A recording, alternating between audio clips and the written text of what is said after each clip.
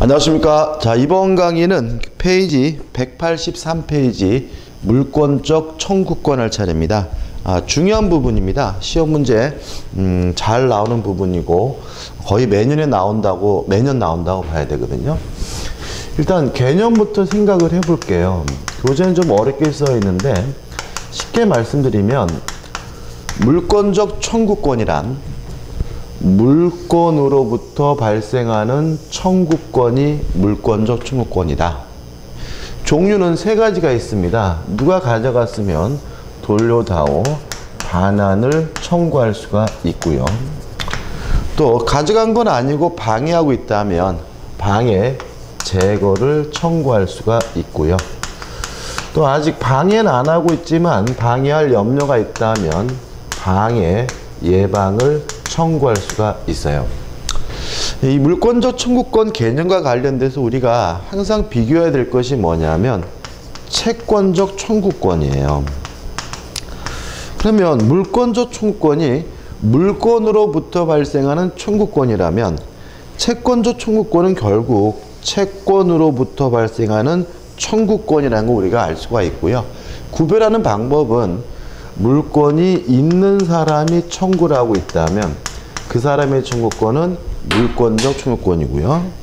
만약에 물권이 없는 사람이 청구하고 있다면 그 사람의 청구권은 채권적 청구권이다. 이렇게 이해하시면 돼요. 그래서 만약에 다음 그 청구권이 물권적 청구권인 것은 이렇게 물어본다면 5개 지문 중에서 물권이 있는 사람을 찾으면 되는 거고요.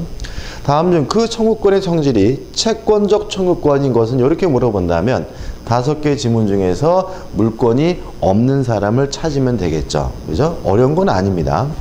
자, 그러면 한번 연습을 해볼게요. 시험에 가장 많이 나오는 게 2가지인데. 자, 보세요. 갑이라는 사람이 A라는 건물을 가지고 있는데 을과 만나가지고 매매 계약을 했거든요.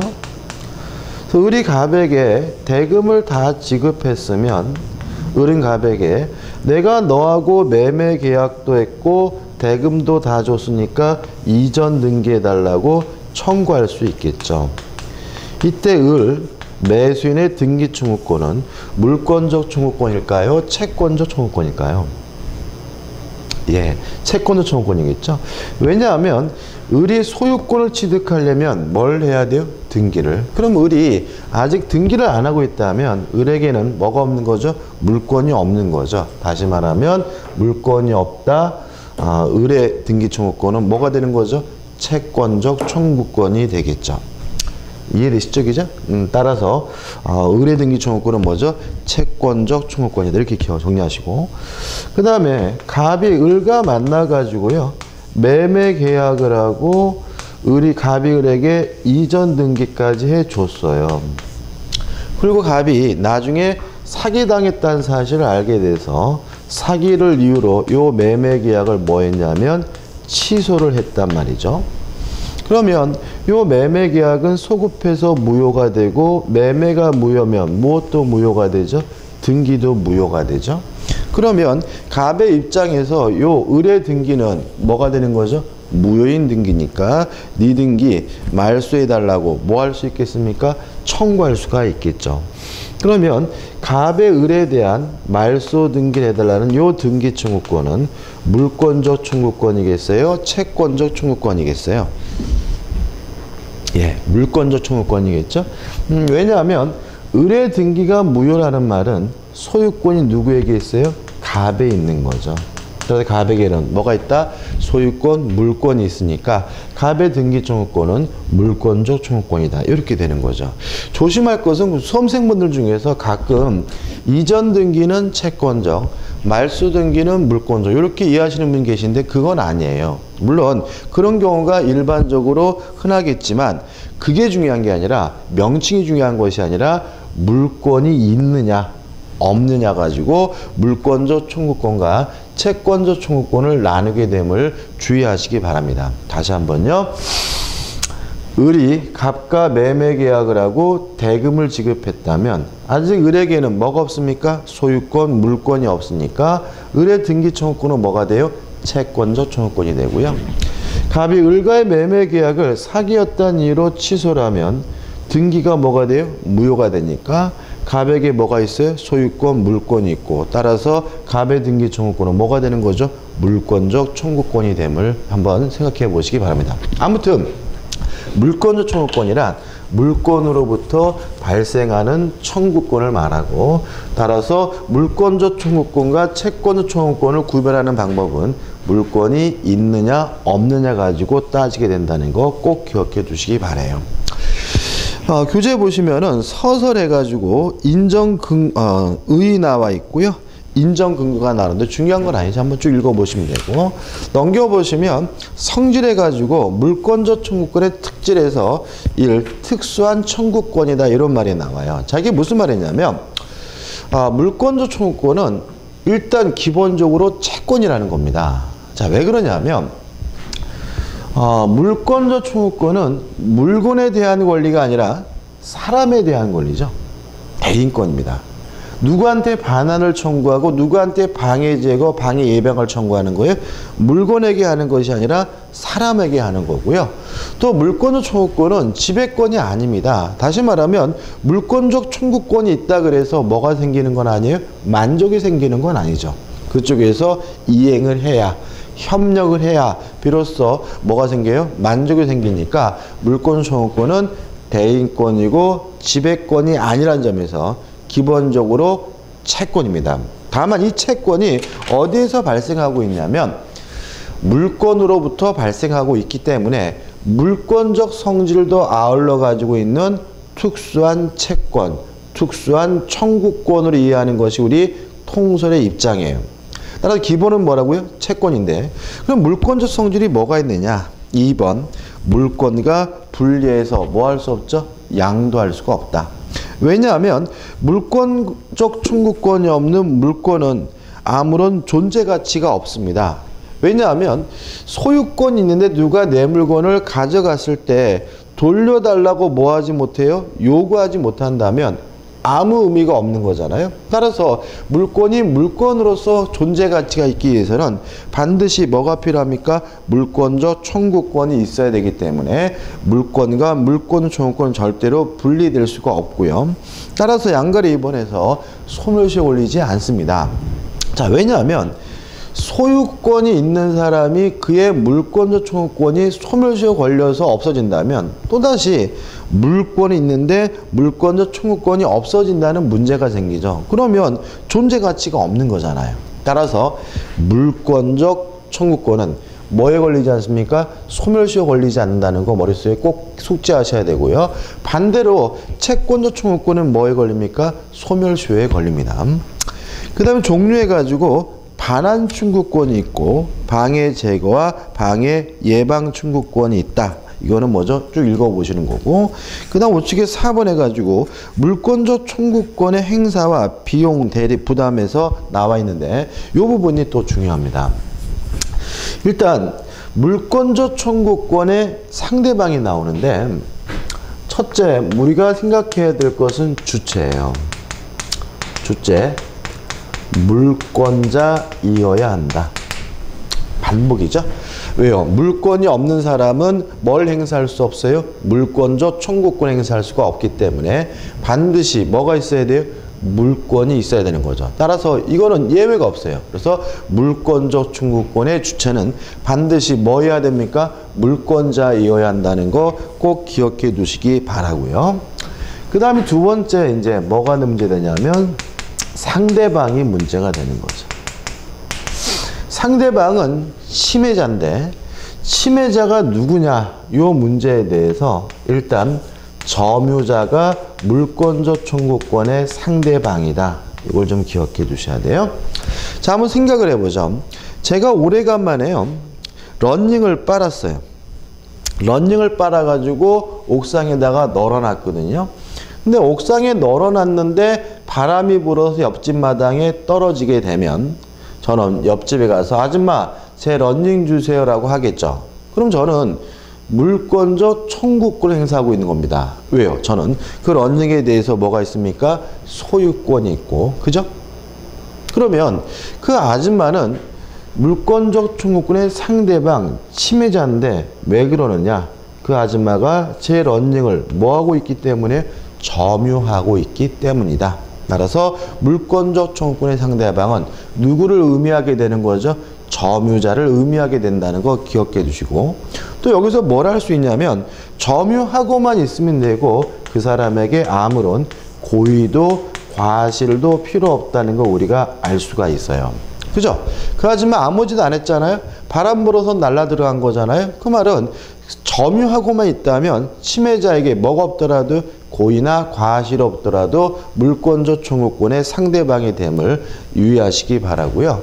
그 다음에 점유하고 있다면 그 사람의 점유가 직접 점유자든 간접 점유자든 따지지 않는다. 기억해 두시는데, 우리가 아직 직접 간접에 대한 개념을 공부를 안 했기 때문에 예를 설명드리면 직접 점유자는 임차인을 생각하시고요.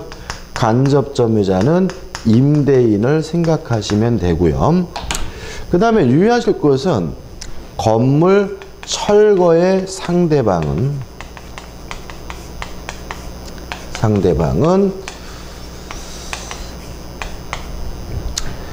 직접 점유자에게는 할 수 없고 간접 점유자에게 해야 된다. 요 두 가지입니다. 여기서 이제 한 문제가 나오게 되는 거죠. 다시 한번요. 물권적 청구권의 주체는 뭐여야 됩니까? 물권자이어야 합니다. 두 번째, 상대방은 침해자, 점유자를 말하는데 점유만 하고 있다면 그 사람에게는 아무런 고의도 과실도 필요 없고 임차인과 같은 직접 점유자든 임대인과 같은 간접 점유자든 따지지 않고요. 다만 유의하실 것은 건물 철거의 상대방은 직접 점유자에게 할 수 없고 간접 점유자에게만 할 수 있다. 꼭 숙지하셔야 돼요. 자, 이거 가지고 이제 연습을 해보자고요. 교재 보시면 비용 부담 문제가 나오고 하단에 뭐가 나와요? 판례들이 쫙 나오고 있습니다. 지금 제가 연습하는 것은 판례를 설명드린 거거든요.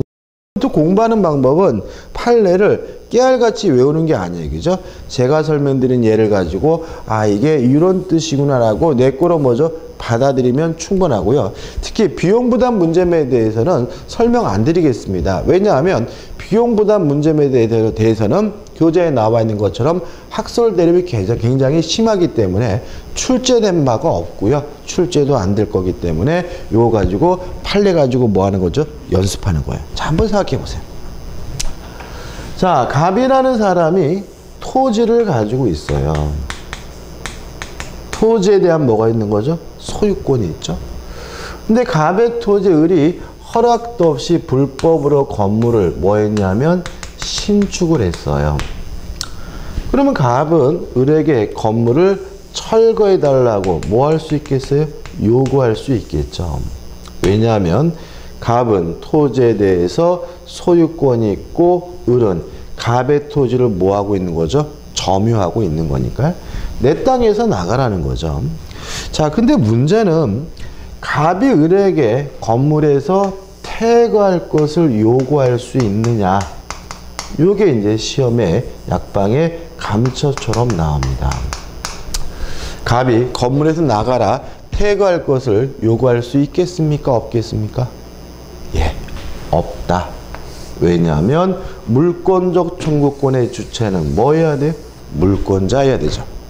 갑은 토지에 대해서 뭐가 있어요? 소유권이 있죠. 건물은 갑의 것이 아니라 누구 거예요? 을 건물이에요. 그렇지 않습니까? 내 땅에서 나가라고 할 수는 있어요. 그렇지만 네 건물에서 나가라고 요구할 수는 없는 거다.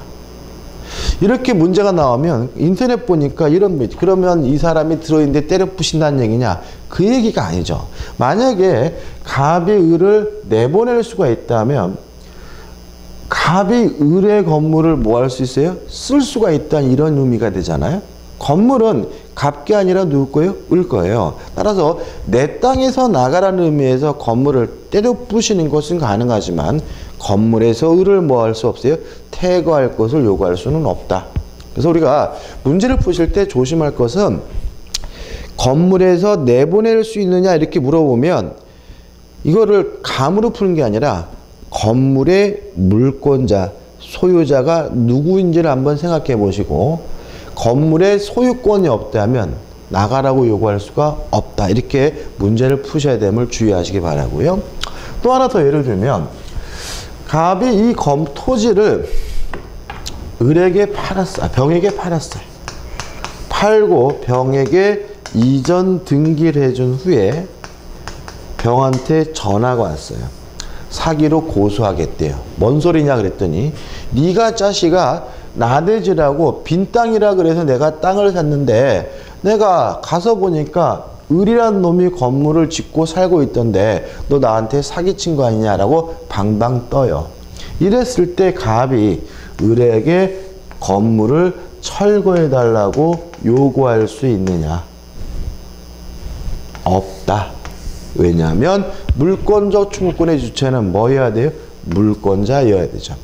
갑이 병에게 팔아먹고 이전 등기를 해줬다면 더 이상 갑은 이 토지의 소유자가 아니에요. 그죠? 따라서 갑은 이제는 을에게 소유권을 이유로 철거해달라고 뭐 할 수 없어요? 요구할 수가 없습니다. 두 가지 사례 꼭 이해하셔야 되고 결론은 뭐죠? 물권적 청구권의 주체는 뭐여야 돼요? 물권자여야 된다. 됐죠? 상대방입니다. 자, 갑이 소유하고 있는 요 토지에요. 을이 불법으로 건물을 신축을 했어요. 그리고 나서 을이 요 건물을 병에게 양도를 했어요. 이런 상태라면 갑은 철거를 을에게 요구해야 돼요? 병에게 요구해야 돼요? 아니면 둘 다 요구할 수 있어요? 을에게는 더 이상 요구하지 못하고 병에게만 요구할 수 있다. 왜냐하면 물권적 청구권의 상대방은 누구예요? 점유자이기 때문에요. 건물을 을이 병에게 양도를 했다면 이제 더 이상 이 토지를 점유하는 사람은 을이 아니라 누군 거예요? 병인 거예요. 따라서 건물을 철거해달라고 누구에게요? 병에게 요구할 수가 있는 거고요. 두 번째, 근데 병은 이 건물이 불법으로 지은 건물인지 몰랐어요. 선의이고 무과실이에요. 이랬을 때 갑이 병에게 철거해달라고 요구할 수 있는가? 있다. 물권적 청구권 상대방은 점유하고 있으면 되고요. 그 사람에게 뭐는 필요 없죠? 고의나 과실은 필요가 없습니다. 따라서 점유하고 있는 사람이 뭐라 하더라도요, 선의이고 무과실이라 하더라도 물권적 청구권의 상대방이 될 수 있음을 꼭 기억해 두셔야 되고요. 이해되시죠? 그죠? 그 다음 예를 좀 바꿔볼게요. 건물이 있어요. 뭐가요? 건물. 근데 이 건물이 갑의 소유인데 을이 불법으로 살고 있어요. 그러면 갑은 내 집에서 나가라, 소유권을 이유로 반환 청구한다, 물권적 청구권 행사할 수 있겠죠? 그 다음에 이 건물을 을이 병에게 양도를 했다면 현재 이 건물을 점유하는 사람은 병이니까 을에게 나가라고 요구하는 것이 아니라 누구한테요? 병에게 나가라고 요구해야 되겠죠? 지금 갑이 건물에 대해서 뭐가 있다고요? 소유권이 있습니다. 근데요, 을이 병에게 양도한 것이 아니라 임대를 했어요.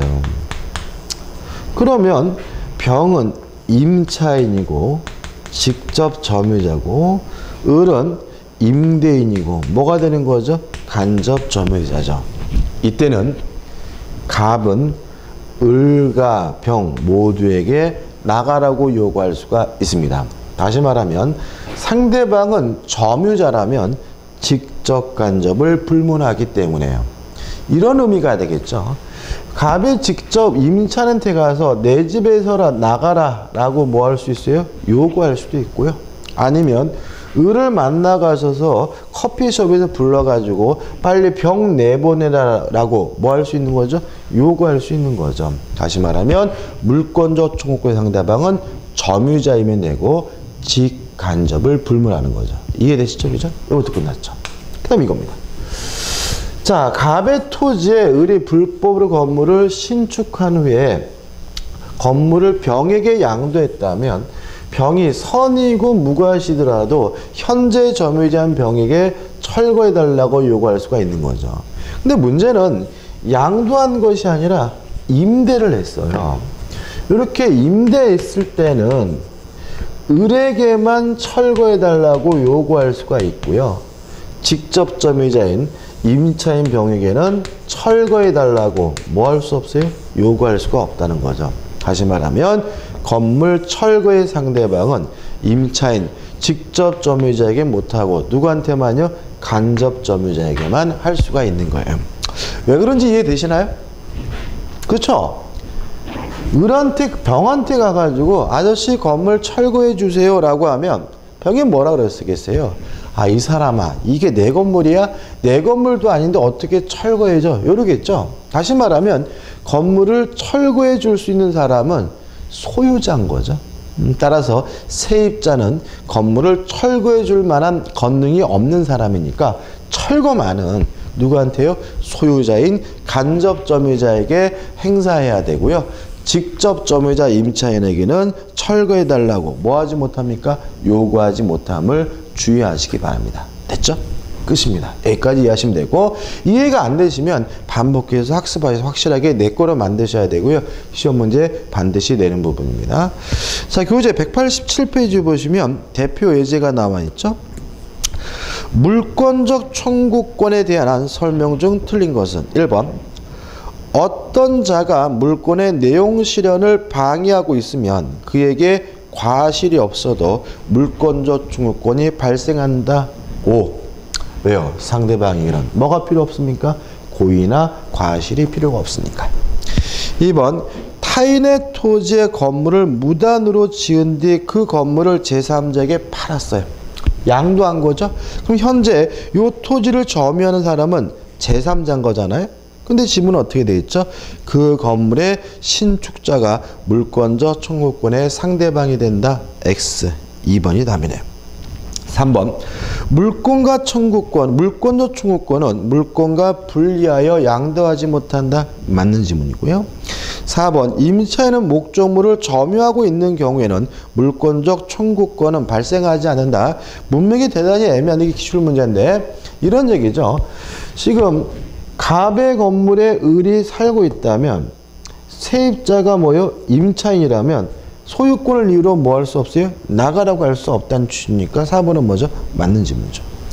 5번 물권적 청구권 행사하는 경우에 비용 부담에 관하여는 견해가 대립된다. 전에도 말씀드렸다시피 견해가 대립된다는 말 항상 맞는 지문이고 5번은 뭐죠? 맞는 지문이죠.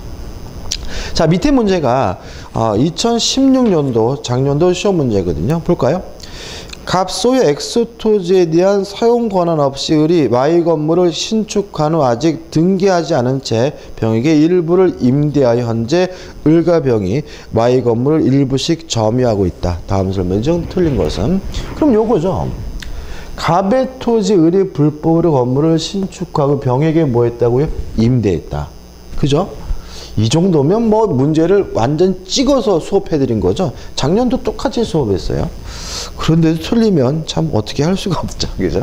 1번. 갑은 을을 상대로 Y 건물의 철거를 구할 수 있다. 왜요? 건물의 철거는 신축자에게 하는 거죠. 맞네요. 2번. 갑은 을을 상대로 Y 건물의 대지 부분의 인도를 구할 수 있다. 맞죠? 왜요? 을은 갑의 토지를 뭐하고 있어요? 점유하고 있으니까요. 3번. 갑은 을을 상대로 Y 건물의 퇴거를 구할 수 있다. X입니다. 건물을 점유하고 있는 사람, 건물을 소유자는 누구죠? 을이죠. 따라서 내 땅에서 나가라는 의미에서 건물의 철거는 요구할 수 있지만 건물을 신축한 사람에게 무엇은 요구할 수 없어요? 퇴거는 요구할 수가 없으므로 3번이 답이 돼요.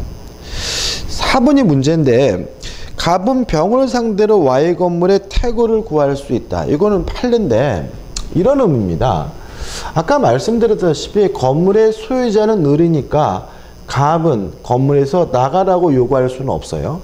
근데 지금 누가 살고 있어요? 세입자가 살고 있죠. 그러면 얘는 을도 못 내보내요. 그죠? 을이 병한테 나가라 그러면 병이 을한테 뭐라 그랬어요? 아저씨 임대차 계약 기간 안 끝났거든요 라고 할 거잖아요. 그러면 갑의 입장에서는 세입자가 살고 있는 경우에는 건물을 철거하지 못한다는 이상한 논리가 생겨버리거든요. 그래서 우리 판례가 일종의 예외입니다. 건물의 소유자는 을이기 때문에 을에게는 퇴거를 요구할 수 없지만 세입자가 살고 있는 경우에는 토지 소유자가 퇴거를 요구하는 것이 가능하다는 게 판례 입장이에요. 교재 자체에 판례에 있습니다. 왜 그렇다고요?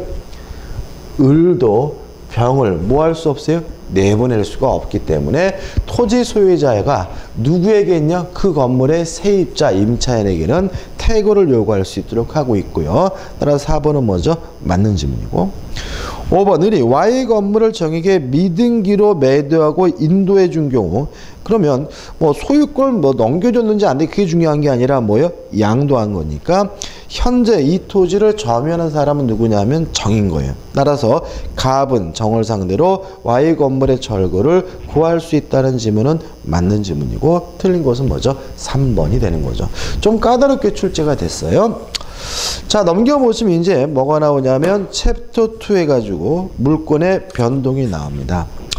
일단 총선에서 나오는 부분은 특별한 것이 없어요. 물권이 발생되고 변경되고 소멸되는 것이 뭐예요? 물권의 변동인데 이건 우리가 민법 맨 처음 시작할 때 권리의 변동과 똑같은 것이니까 꼭 읽어보시기 바라고요. 우측에 보시면 2번 물권 변동과 뭐가 나오냐면 공시가 나오고 있죠. 일단 이 공시라는 말의 사전적 의미를 좀 생각해 보셔야 돼요. 공시라는 말은 대외적으로 밝힌다, 대외적으로 보여준다. 이걸 우리가 뭐라 그러냐면 공시라고 하는 거거든요. 그럼 생각을 해보자고요. 제가 부동산에 대해서 소유권이 있어요. 제가 이 부동산에 대해서 소유권이 있다는 점을 대외적으로 보여주고 싶어요. 그럼 뭐 하면 될까요? 등기하면 되겠죠. 그러면 등기는 자신이 소유자임을 대외적으로 보여주는 것이니까 이게 뭐가 되는 거예요? 공시 방법이 되는 거죠. 제가요 동산에 대해서 소유권이 있어요. 그 사실을 대외적으로 보여주고 싶어요. 그러면 뭐 하면 돼요? 점유하면 되는 거죠. 저는 동산에 대해서 뭐 함으로써요? 점유함으로써 이 동산이 저의 소유임을 대외적으로 뭐 하는 거죠? 보여주게 되는 거죠. 따라서 동산에 대한 공시 방법은 뭐가 되는 거죠? 점유가 되는 거죠. 자, 그럼 생각해 보자고요. 같은 말의 반복인데 부동산은 등기함으로써 동산은 점유함으로써 내가 소유자임을 대외적으로 뭐 하게 돼요? 보여주게 되는데 이런 걸 우리가 뭐라 그러냐면 공시원칙이라고 해요. 교재 보시면은 이전에서 공시원칙과 공신의 원칙에서 1. 공시원칙의가 나와 있죠? 한번 읽어볼게요.